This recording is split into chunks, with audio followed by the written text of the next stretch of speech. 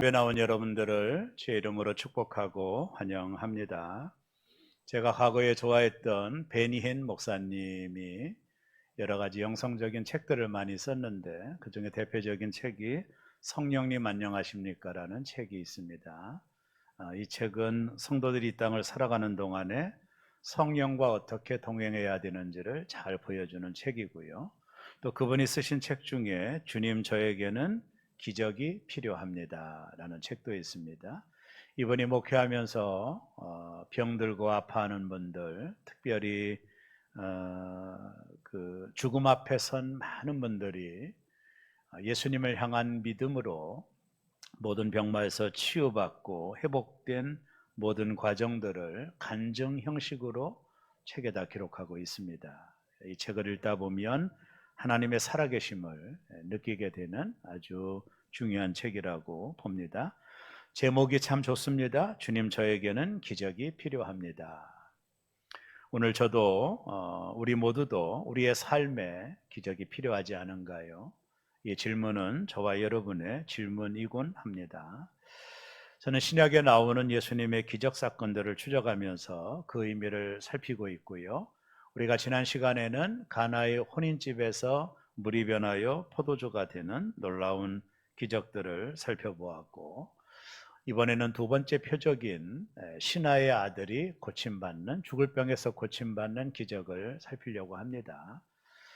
이 기적을 두 번째 표적이라고 요한은 말했지만 실은 예수님은 많은 기적을 행하셨고, 요한은 그 기적 중에 한 7개 정도를 선별해서 요한복음에 기록하고 있는데, 요한이 기록한 두 번째 표적이라는 뜻입니다. 오늘 본문은 왕의 신하의 아들을 고치는 그런 기적이 본문에 기록되어 있습니다. 오늘 본문을 잠깐 줄거리를 소개하면, 예수님께서 가나의 혼인잔치에서 물이 변하여 포도주가 되는 기적을 행하시고 예수님은 예루살렘으로 올라가게 되십니다. 갈릴리라고 하는 지역이 예루살렘에서 가장 높은 지역입니다. 그리고 예루살렘은 그 밑에 있는 지역이라고 보면 됩니다. 그래서 예수님이 가나의 혼인잔치에 기적을 행하시고 예루살렘으로 내려가셔서 그곳에서 예수님은 많은 기적을 행하십니다. 그리고 성전 청결 사건도 그 시간에 있었고 수많은 병자들을 고치게 됩니다. 그리고 나서 예수님은 예루살렘을 떠나 다시 이제 갈릴리 가나로 오시는 중에 사마리아라고 하는 지역을 방문하시게 돼요. 유대인들은 사마리아라고 하는 지역을 굳이 방문하지는 않습니다. 사마리아 사람들은 이방인들과 피가 섞였다고 그래서 유대인들은 상종하지 않는 사람들이에요. 그러나 예수님은 굳이 그곳을 방문하십니다. 그곳에서 낮 정오에 사마리아 지역에서 한 우물에 물을 길러 온 여인을 만나게 됩니다. 이 여인은 남편이 여럿 있는 여자였어요. 자신의 신세가 좀 너무나도 부끄러웠던지 정오에 물을 길러 온 걸 보면 수치심 때문에 그랬던 것 같아요. 예수님은 그 여인과 대화를 합니다. 그리고 이 여인은 예수님과 대화 중에 예수님이 메시아라는 거, 우리에게 영생의 물을 주는 분이라는 걸 깨닫게 되고, 물동이를 버려두고 마을로 들어가 내가 메시아를 만났다고 하게 됩니다. 그래서 사마리아 사람들이 예수님과 대화하고자 한 이틀을 예수님이 그곳에 머무르시게 되고, 그곳에서 많은 사마리아 사람들이 예수님을 믿게 되는 역사가 일어납니다. 그러고 나서 이틀이 지난 다음에 예수님께서 다시 갈릴리로 올라오신 거예요. 가나의 혼인집에 기적을 행했던 그곳으로 예수님이 오셨을 때 한 사람이 거기에서 예수님을 기다리고 있었습니다. 오늘 본문에 보면 그 사람을 소개하기를 왕의 신하다 이렇게 소개하고 있어요. 왕의 신하라고 하는 것은 로마의 고급 관리입니다. 한마디로 말하면 로얄 패밀리지요. 왕의 신하니까. 그 당시는 분문 왕이 지역을 다스리고 있었는데 헤롯의 네 아들이 나누어서 지역을 다스리고 있는데, 갈릴리와 가나 지역은 헤롯 안티파스가 다스리는 지역이었어요. 아마 그 지역의 왕의 헤롯 안티파스의 신하였던 것으로 보여집니다. 이 사람은 정치적으로 성공한 사람이고 부족함이 없는 사람이었는데 이 사람도 여전히 문제가 있었는데 그것은 자신의 아들이 병으로 죽어가고 있었던 것이죠. 오늘 본문은 자세히 연구하다 보면 이 사람의 아들은 거의 죽음 직전입니다. 모든 희망이 떨어진 상태고 이제 곧 이 아들이 죽어요. 죽음의 문턱에 바로 있었던 사람입니다. 그래서 자신의 아들에 대한 그 치유를 위하여 이 사람이 예수님을 온 겁니다. 가버나움에서부터 갈릴리까지 올라왔으니까 한 20마일, 32km 정도 되는 거리를 올라온 거예요. 지금같이 교통이 편하면 문제가 없겠지만 그 당시는 다 도보요, 걷는 것이기 때문에 아마 먼 거리를 이 사람이 예수님을 찾아오게 됐다라고 보게 됩니다. 그가 예수님을 찾아온 이유는 외형적으로 보면 그가 예수님을 찾아올 리가 없죠. 로마의 고급 관리요, 이방인입니다. 더구나 피지배 민족, 유대인을 다스리고 있는 로마의 고급 관리가 나사렛의 30대 초반에 예수를 찾아올 리가 없죠. 근데 찾아올 수밖에 없는 상황을 맞이했는데 아들이 죽어가는 것입니다.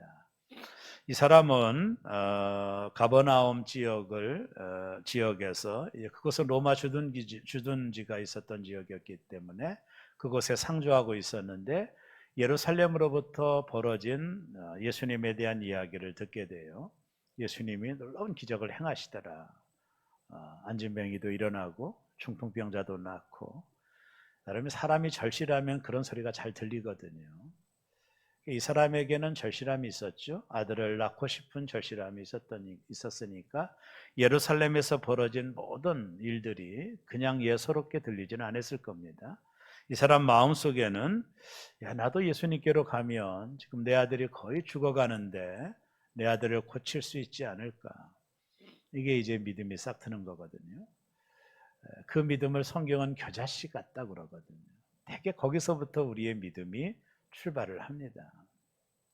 이 사람은 큰 고난을 당한 거죠, 어떻게 보면. 그래서 성경은 이 고난을 변장된 축복이라고 해석을 해요.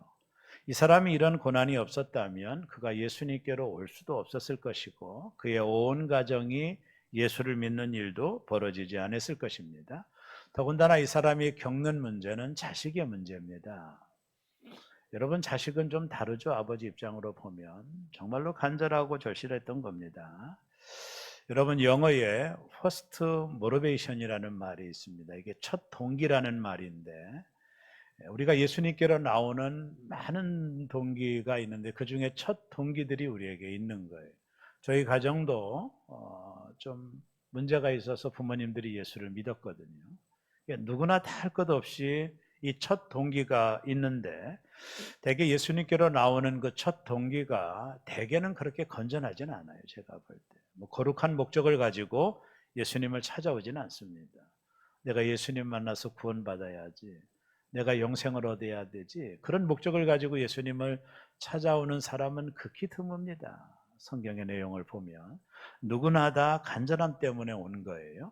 그 간절함의 이유는 뭐냐면 나의 필요에 의하여 예수님께로 나오는 겁니다. 모든 사람이 그 첫 동기가 이래요. 물론 모태신앙을 가지신 분들은 예외일 수 있겠지만 우리의 삶에 간절함이 있게 될 때, 어떤 문제 앞에 직면하게 될 때, 내 힘으로 해결할 수 없는 문제 앞에 직면할 때 우리는 예수님께로 나오게 돼요. 근데 예수님께로 나오는 그 동기가 거룩하지 않은 거죠. 나의 필요 때문에 오는 겁니다. 근데 예수님은 그 모든 것들을 외면하지 않으셔요. 이게 복음이죠. 누구나 첫 동기가 그렇다라는 거예요. 자신의 간절함 때문에 오는 거예요. 여기는 이 사람도 마찬가지입니다. 아들이 죽어가는데 그 얼마나 필요 있겠어요, 예수님.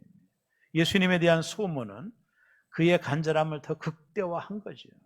그래서 그가 그 먼 길을 걸어서 예수님을 만나고 싶어서 예수님이 행하신 모든 일들이 자신에게도 이루어질 줄로 믿고 온 거거든요. 건전한 것은 아니지만 그 첫 번째 동기가 건전하지는 않지만 우리의 믿음이 다 그런 거거든요. 우리의 필요에 의하여 주님을 찾아오는 것이죠.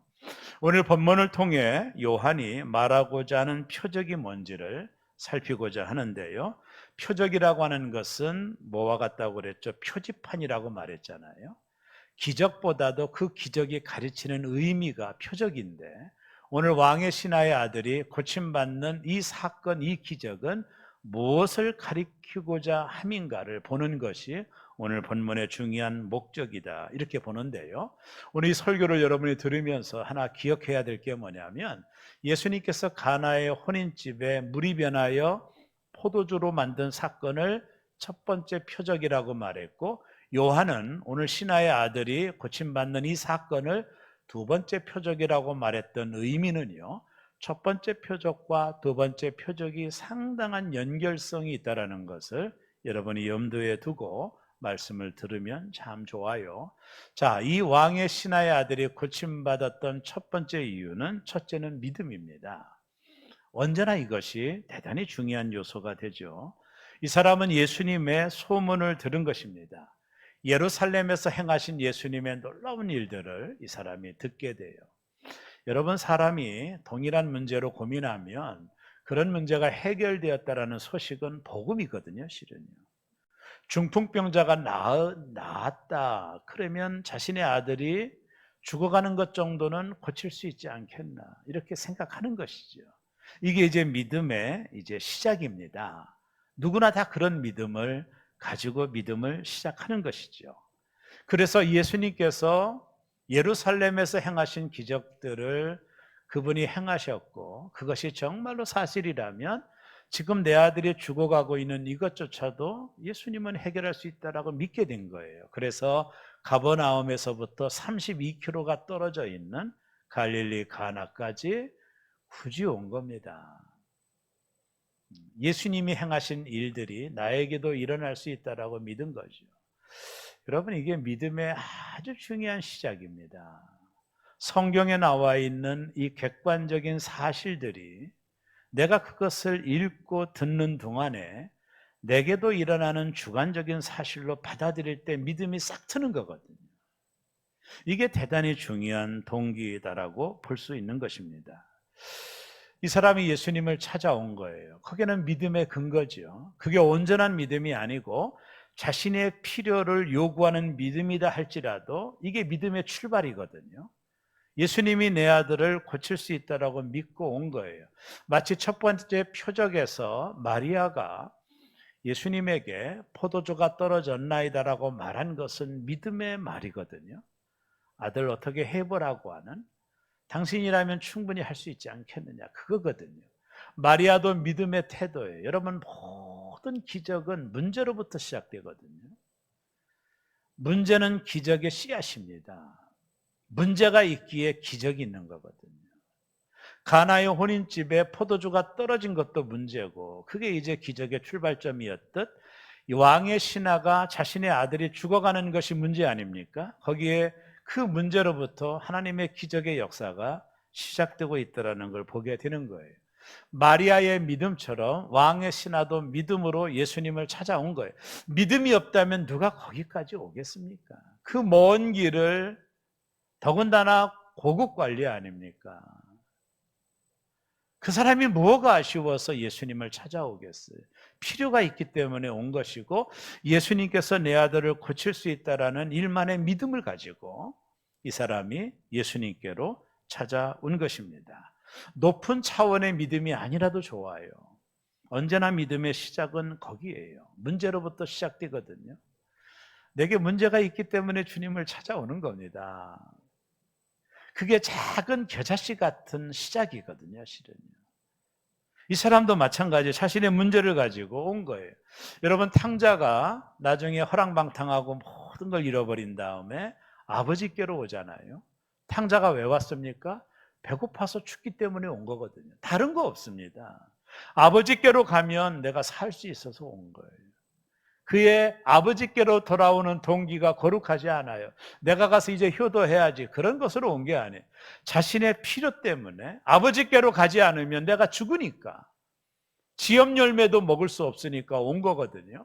우리가 주님께로 가는 모든 동기가 이와 같은 겁니다. 거룩한 목적이 아닙니다. 내가 영생을 얻어야 되지, 내가 구원을 받아야 되지 하면서 주님께로 온 사람은 정말로 손에 꼽을 정도로 없어요. 모두 다 자신의 필요, 자신의 문제가 동기가 되어 예수님께로 오는 거예요. 근데 주님은 그것을 외면하지 않는다라는 거예요. 이게 우리에게 주시는 하나님의 복음이거든요.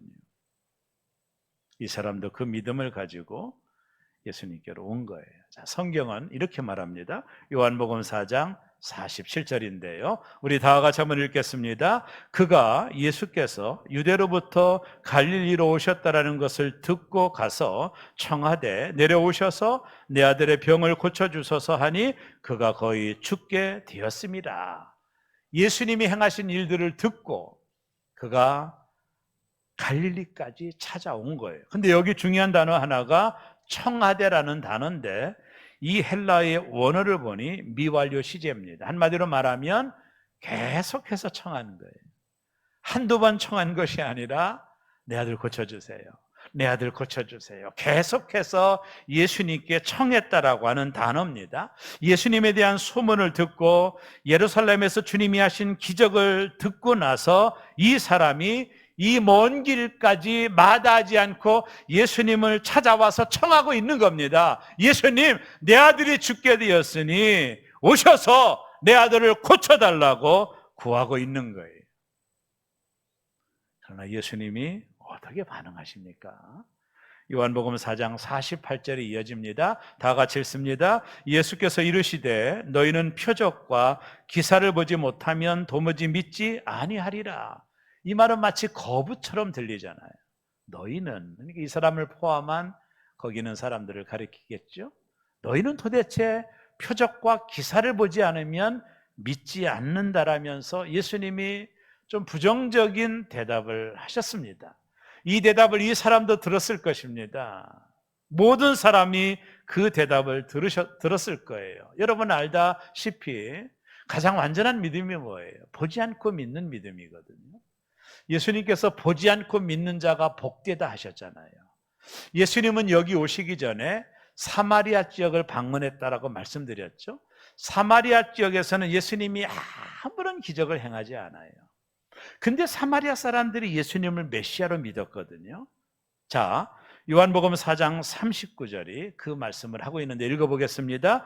여자의 말이 내가 행한 모든 것을 그가 내게 말하였다 증언하므로 그 동네 중에 많은 사마리아인이 예수를 믿는지라. 예수님이 하신 말씀을 듣고 그분이 메시아임을 믿었다라고 그랬어요. 더 이어서 4장 41절은 이어서 이렇게 말합니다. 읽겠습니다. 예수의 말씀으로 말미암아 믿는 자가 더욱 많아. 자, 예수님의 말씀으로 말미암아 믿는 자가 더욱 많았다고 그랬습니다. 사마리아 지역에서는 주님의 기적이 없었어요. 예수님이 행하신 기적으로 말미암아 믿는 자가 많았다라고 말하지 않아요. 예수님이 하신 그 말씀으로 인하여 많은 사람들이 예수 그리스도가 메시아임을 믿었다. 예수 그리스도가 메시아임을 믿었다라는 거예요.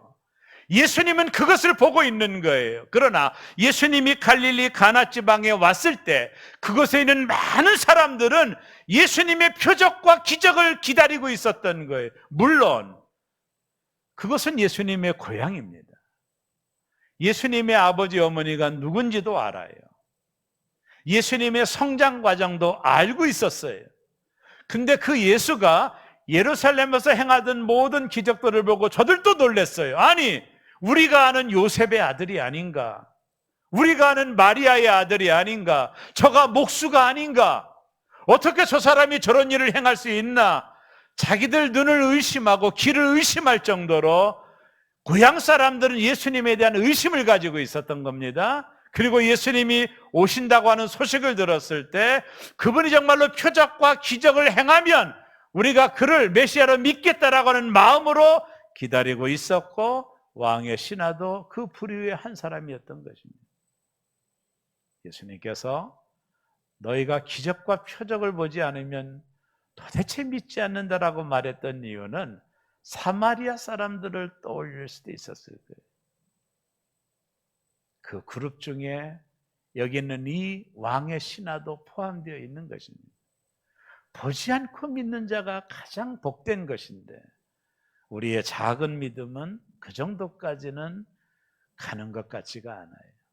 우리는 언제나 봐야 믿고 만져야 믿는 것 같아요. 이게 우리가 살아가는 세계의 원리 아닙니까? 자, 이것이 마치 거부하는 것처럼 들리죠?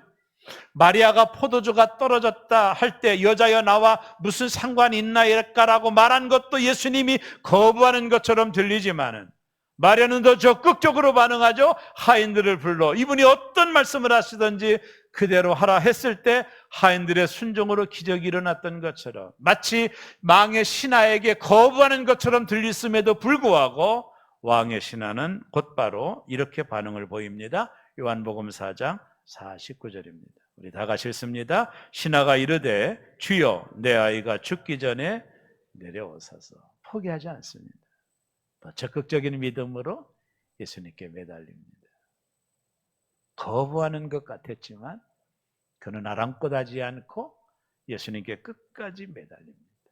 자존심이 상했을 것입니다. 내가 그래도 왕의 신하 정도 되는 로얄 패밀리인데 목수의 아들이 나를 무시하나? 그럴 수도 있겠지만 그가 원하는 리드가 그 모든 것들을 다 묶어버린 거죠. 필요했으니까.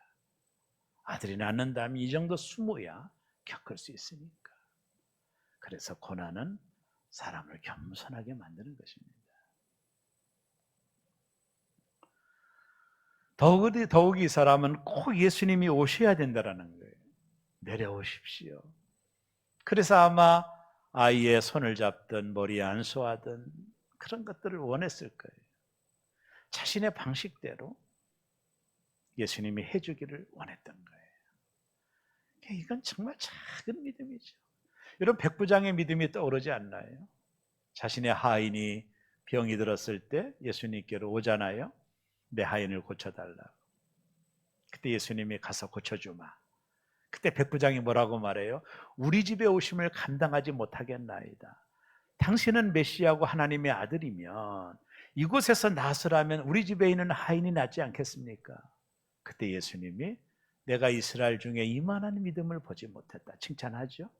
백부장의 믿음과 비하면 이 사람은 정말 작은 믿음이에요. 실은요.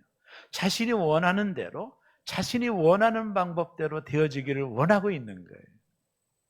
백부장과의 믿음으로 보면 작은 믿음입니다. 더군다나 이 사람은 죽기 전에 오셔서 예수님은 죽은 자도 살릴 것을 믿지 못하는 거예요. 작은 믿음이죠. 그러나 놀라운 일들이 벌어져요. 두 번째는요, 기적의 두 번째 요소는 순종인데, 자, 예수께서 이 사람에게 이해하기 정말로 어려운 말을 하셔요. 마리아가 하인들에게 무슨 말씀을 하시든지 그대로 해라. 이것도 정말로 이해하기 어려운 거거든요. 그때 예수님이 항아리에 물을 채우라. 이게 정말로 받아들이기 어려운 요구거든요. 떠서 갖다 주라. 이건 더 어려운 거예요. 오늘도 동일하게 이해하지 못하는 말씀을 예수님이 하시는데 어떤 말씀을 하셨느냐 하면 요한복음 4장 50절인데 우리 다 같이 한번 읽습니다. 예수께서 이르시되 가라 내 아들이 살아있다 하시니 그 사람이 예수께서 하신 말씀을 믿고 가더니. 이 장면을 주목해 보세요. 예수님 뭐라고 말씀하냐면 좀 내려가셔서 내 아들에게 손을 대든 안수하든 자신이 원하는 방법대로 되어지기를 원했거든요. 근데 예수님 뭐라고 말씀하시냐면 가라 내 아들이 살아있다. 이 말을 하시는 거예요. 기적이 일어났어요? 안 일어났어요? 안 일어났거든요. 근데 가라는 거예요. 그때 이 사람이 아주 중요한 반응을 보입니다. 여기 보면 예수께서 하신 말씀, 잘 들어보세요. 예수님께서 하신 말씀을 믿고 가더니. 말씀을 믿고 갔다. 제가 성경을 아주 곰곰이 찾아봤어요. 원어를 가지고. 이 사람이 이제 내려가서 종을 만나고 아들이 고침받은 사실을 알 때까지는 하루가 지났어요. 이게 급한데 하루가 지난 겁니다. 뭘 추론할 수 있느냐면 이 사람은 예수님이 하신 말씀을 온전히 믿고 간 거예요. 자신의 일을 다 보고 집으로 간 겁니다. 한마디로 말하면 예수님께서 하신 말씀을 믿고 가더니 이게 이 사람의 신앙이에요. 그가 처음에는 작은 겨자씨 같은 믿음, 자신의 뜻대로 자신이 원하는 대로 되어지기를 원하는 작은 믿음으로 자신을 어필했지만 이제는 예수님이 그에게 말씀하셨고 그는 그 말씀을 믿고 갔어요. 이게 놀라운 역사입니다. 이 사람은 아주 중요한 전환점을 맞이한 거죠. 예수님이 함께 가기를 원했는데 낫다고 하니 이걸 믿어야 되나? 자신의 방법대로 되어지지 않는 예수님의 말씀을 의구심을 가질 수 있겠지만 여기에 중요한 원리가 있어요. 예수님 말씀을 믿고 간 거예요. 하루가 지났어요. 이 사람은 정말로 믿고 간 거예요. 여기에 중요한 게 있어요. 이 사람의 믿음 때문에 아이가 난 게 아니에요. 예수님의 말씀이 아이를 고친 거예요. 이걸 놓치면 안 돼요. 자, 가나의 기적에서 하인들에게 예수님께서 말씀하시죠. 항아리에 물을 채우라. 연회장에 떠서 갖다 주라. 믿고 갖다 준 거예요. 이게 동일한 본문의 이미지를 가지고 있는 겁니다. 순종입니다. 믿고 순종하는 거예요. 그는 자신의 방법대로 자신이 원하는 대로 되어지지 않았지만 순종합니다. 순종은 이와 같은 거예요. 우리의 믿음이 업그레이드 되는 방법이 뭐예요? 내 방법대로가 아니라 내가 원하는 때가 아니라 주님의 때에 되어질 수 있다라고 믿는 것이 우리의 믿음이 성장되어져 가는 거예요. 내 생각과 내 뜻이 아니라 하나님의 뜻대로 하나님의 방법대로 이루어진다는 것을 받아들이며 따라갈 때 우리의 믿음이 성장되어져 간다는 거예요. 그는 믿고 갑니다. 그리고 내려가는 길에 하루가 걸렸어요. 내려가는 길에 집에서 자신의 종들을 중간에서 만납니다. 종들이 이 사람에게 이런 말을 해요. 요한복음 4장 51절인데 중요하기 때문에 읽겠습니다. 내려가는 길에서 그 종들이 오다가 만나서 아이가 살아있다 하거늘. 너무 놀란 거예요. 아이가 살아있다. 지금 정도는 아이가 죽었어야 되는데 살아있다라는 겁니다. 그때 왕의 신하가 종들에게 질문을 던지는 내용이 4장 52절에 나옵니다. 중요하기 때문에 또 읽어볼까요? 그 낫기 시작한 때를 물은즉 어제 7시에 열기가 떨어졌나이다 하는지라. 7시는 오후 1시입니다. 6시가 정오니까 우리 시간으로 7시는 오후 1시예요. 이 사람이 가만히 생각해 봤더니 하루 전날 오후 1시에 예수님이 네 아들이 낳았다고 한 그 시간이, 이 사람의 아들이 낳은 건 예수님이 이미 하셨던 말씀 그 순간에 낳은 거예요. 이 사람의 행동과는 무관한 겁니다. 아시겠습니까? 예수님이 하신 그 말씀, 그 말씀을 하던 오후 1시 그 시간에 이미 아들은 낳아 있었던 것입니다. 열은 떨어졌던 것입니다. 이 사람이 하루가 지나서 그 모든 것을 발견한 것뿐이지 이미 아들은 치유가 되어 회복이 되어 있었던 거예요. 그 시간이 언제예요? 예수님께서 내 아들이 낳았다 했던 오후 1시입니다. 뭘 의미하죠? 이 아이가 낳은 건 뭐죠? 예수님의 말씀입니다. 그 말씀이 아이를 일으킨 것입니다. 여기 중요한 게 뭐예요? 이 사람의 태도입니다. 믿고 간 겁니다. 대단히 중요합니다. 표적을 보아서 간 게 아니에요. 표적은 이미 일어났지만 이 사람은 알 수가 없어요. 믿고 간 겁니다. 그가 표적을 본 게 아니에요. 표적을 보았기에 믿고 간 게 아닙니다. 표적이 먼저예요? 순종이 먼저예요? 순종이 먼저입니다. 그가 믿고 간 겁니다. 이 사람의 믿음이 발전되어 있죠? 그의 필요에 의하여 나왔지만 예수님과 대화 중에 이 사람의 믿음이 업그레이드 되었습니다. 표적을 보고 간 것이 아니라 믿고 간 믿음으로 성장되었어요. 이것이 오늘 우리가 놓치지 말아야 될 중요한 원리예요. 여러분 히브리서 11장 1절에 보면 믿음은 바라는 것들의 실상이요 보이지 않는 것들의 증거니. 사랑하는 여러분, 믿음이 먼저입니다. 우리가 하나님을 온전히 믿을 때 하나님의 역사가 나타나는 거예요.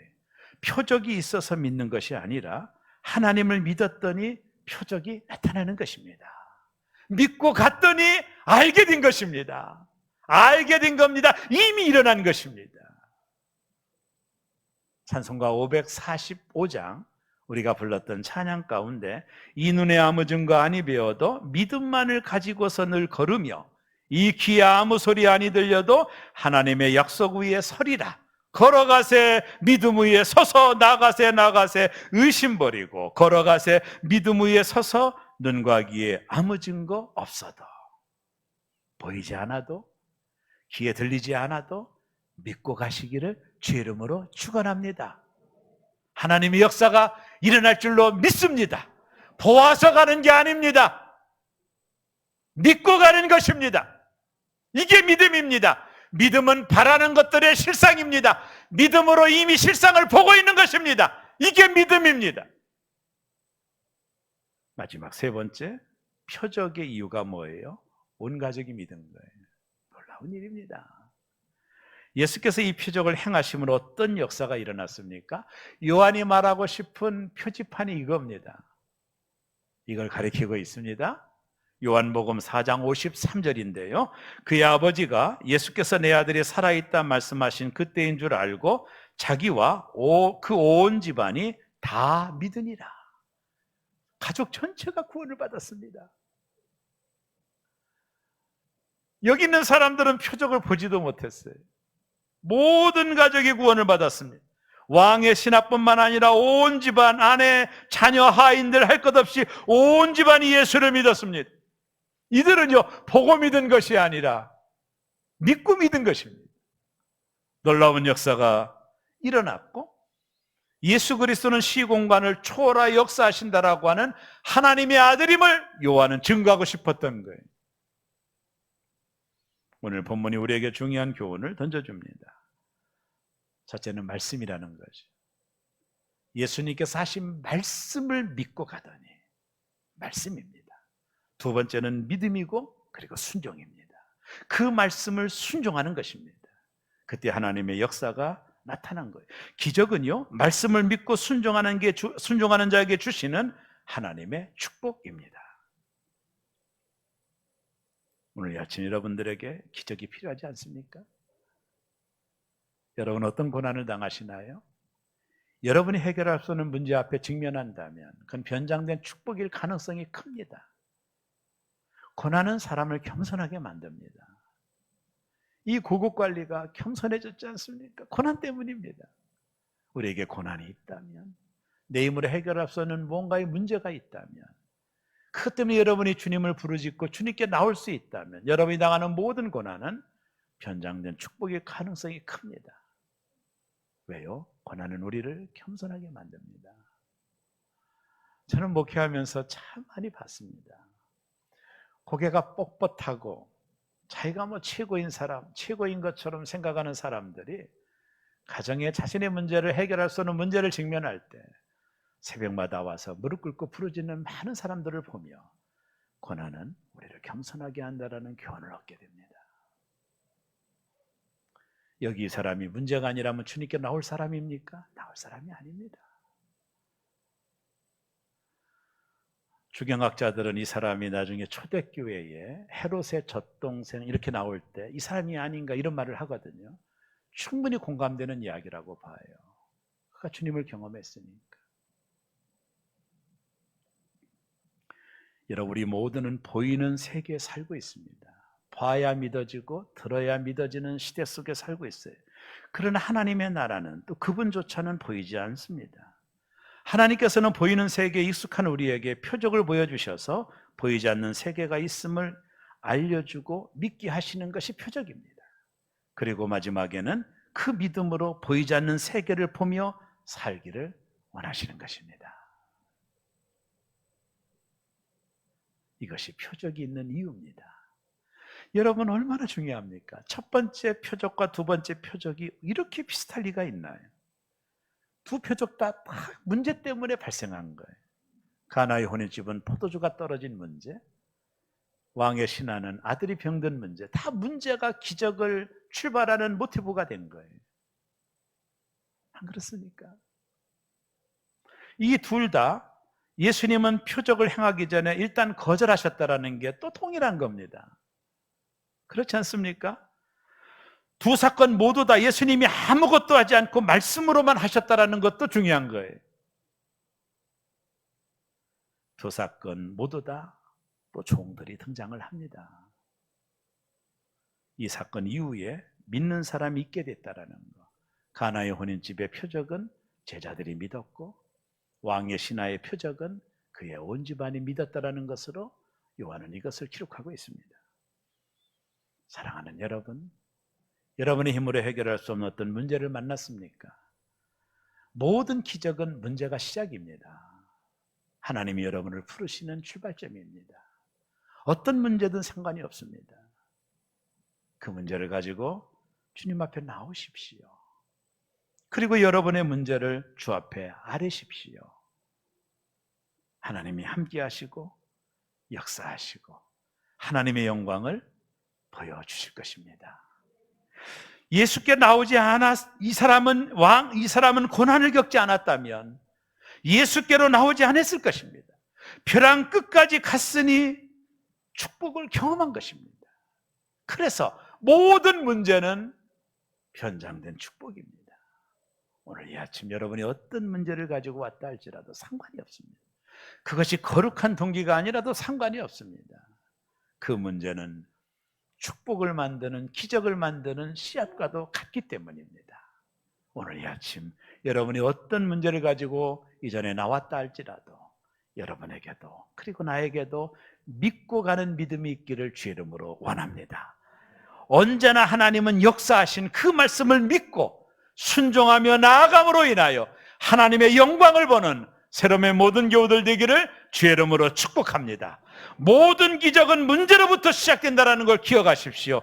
여러분이 겪고 있는 그 문제는 기적의 씨앗에 불과한 것입니다. 주께로 나아가시고 믿고 순종하시기를 바라며 하나님의 영광이 저와 여러분들에게 있기를 원하며 그리고 하나님의 축복을 바라보는 새롬의 모든 교우들 되시기를 주의 이름으로 축원합니다.